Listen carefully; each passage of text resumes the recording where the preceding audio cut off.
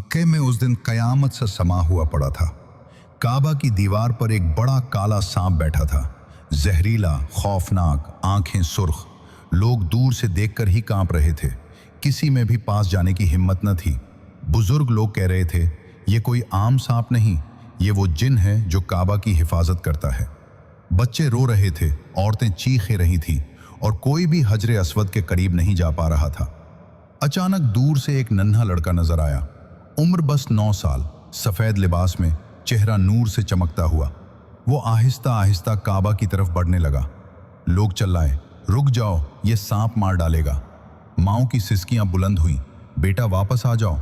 लेकिन बच्चा मुस्कुराता हुआ आगे बढ़ता गया। जब वो करीब पहुंचा तो वो खौफनाक सांप आहिस्ता से दीवार से नीचे उतरा, फिर अपना सर झुका लिया और जमीन पर लेट गया, यूं जैसे कोई गुलाम अपने आका के सामने सजदा रेज हो जाता है।